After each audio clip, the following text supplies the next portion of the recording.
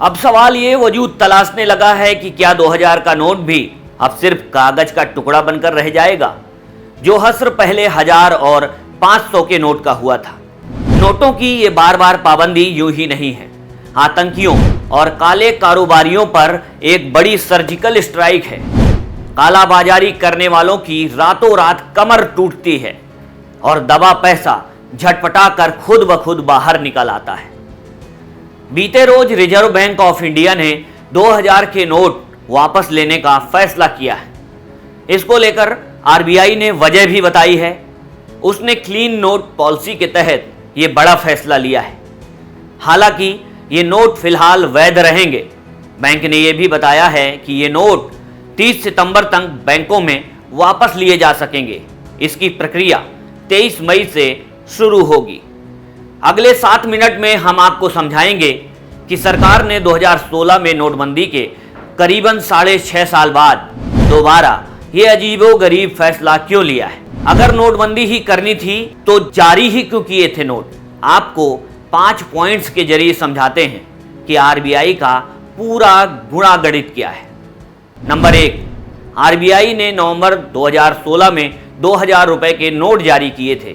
इन्हें कानून 1934 की धारा 24(1) के तहत जारी किया गया था।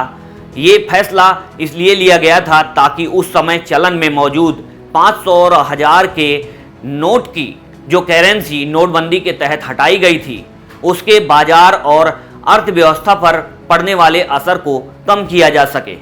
नंबर 2, आरबीआई के मुताबिक 2000 रुपए के तकरीबन 89% नोट मार्च 2017 से पहले ही जारी हो गए थे। ये नोट 4-5 साल तक अस्तित्व में रहने की उनकी सीमा पार कर चुके थे या पार करने वाले हैं। नंबर 3, 31 मार्च 2018 को 6,73,000 करोड़ रुपए के नोट सर्कुलेशन में थे, यानी कुल नोटों में इनकी हिस्सेदारी 37.3% थी। 31 मार्च 2023 को ये आंकड़ा घटकर 3,62,000 करोड़ रुपए रह गया, यानी चलन में मौजूद कुल नोटों में 2000 रुपए के नोटों की 10.8% हिस्सेदारी ही रह गई। नंबर 4, नोटबंदी के बाद 2000 रुपए के नोट लाए गए थे। जब दूसरे मूल्य के बैंक नोट पर्याप्त मात्रा में उपलब्ध हो गए तब 2000 रुपए को चलन में लाने का उद्देश्य भी पूरा हो गया। लिहाजा 2018 में 2000 रुपए के नोटों की छपाई भी बंद कर दी गई थी। नंबर 5, आरबीआई के मुताबिक 2000 रुपए के नोट आमतौर पर लेन देन में बहुत ज़्यादा इस्तेमाल भी नहीं आ रहे थे। इसके अलावा अन्य मूल्य के नोट भी आम जनता के लिए चलन में पर्याप्त रूप से मौजूद हैं। लिहाजा आरबीआई की क्लीन नोट पॉलिसी के तहत ये फैसला लिया गया है कि 2000 रुपए के नोटों को चलन से हटा लिया जाए। अब आपको बताते हैं कि क्लीन नोट पॉलिसी क्या है। क्लीन नोट पॉलिसी को साल 1988 में लोगों तक अच्छी क्वालिटी के नोट मुहैया कराने के लिए लाया गया था। इस पॉलिसी को देश में जाली नोटों के सर्कुलेशन पर लगाम कसने के लिए पेश किया गया था। इस पॉलिसी का देश की अर्थव्यवस्था पर काफ़ी प्रभाव पड़ा था, क्योंकि इससे लोगों को पुराने नोट बैंकों में जमा करने और उसके बदले नए नोट लेने को मजबूर होना पड़ा था।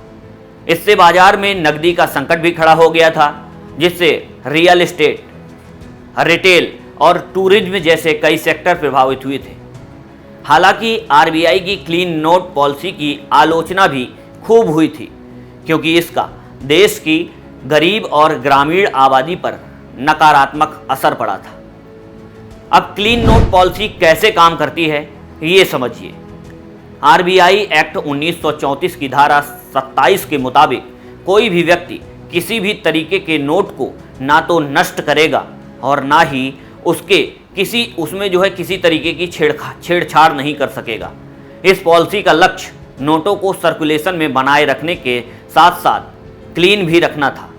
वहीं डिजिटल पेमेंट को और सिक्योर बनाने के लिए नई क्लीन नोट पॉलिसी को 1 अक्टूबर 2018 से लागू किया गया था।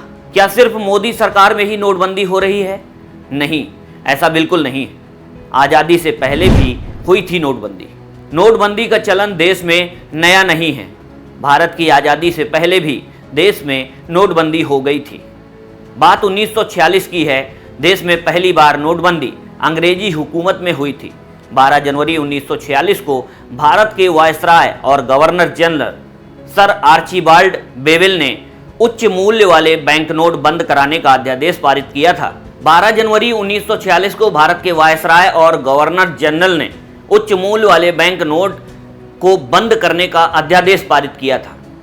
इसके साथ ही 26 जनवरी रात 12 बजे के बाद 500 रुपये, 1000 रुपये और 10,000 रुपये के नोटों को अमान्य कर दिया गया था। 1978 में भी हुई थी नोटबंदी। 16 जनवरी 1978 को जनता पार्टी के नेतृत्व वाली सरकार ने काले धन को खत्म करने के लिए 1000 रुपये, 5000 रुपये और 10,000 रुपये के नोटों को बंद कर दिया था। अपने इस कदम के तहत सरकार ने घोषणा की थी कि उस दिन बैंकिंग घंटों के बाद 1000 रुपये, 5000 रुपये और 10,000 रुपये के नोटों को लीगल टेंडर नहीं माना जाएगा। इसके अगले दिन 17 जनवरी को लेन देन के लिए सभी बैंकों और उनकी शाखाओं के अलावा सरकारों के खजानों को बंद रखने का भी फैसला किया गया था। उस समय देसाई सरकार में वित्त मंत्री HM पटेल थे, जबकि पूर्व प्रधानमंत्री मनमोहन सिंह वित्त सचिव थे।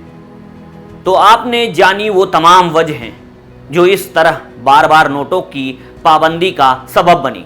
विरोध के एंगल भले लोग तलाश रहे हों, लेकिन अर्थशास्त्री ये बार बार बोल चुके हैं कि इसकी कई बार तस्दीक कर चुके हैं कि आर्थिक तौर पर आतंकवादियों और कालाबाजारियों को तोड़ने के लिए इस तरह के फैसले लगातार लेने जरूरी हैं। आपको हमारी ये जानकारी कैसी लगी, अपनी कीमती राय कमेंट बॉक्स में ज़रूर बताएं और अगर वीडियो पसंद आया हो तो लाइक करें, शेयर करें और चैनल को सब्सक्राइब करें। नमस्कार।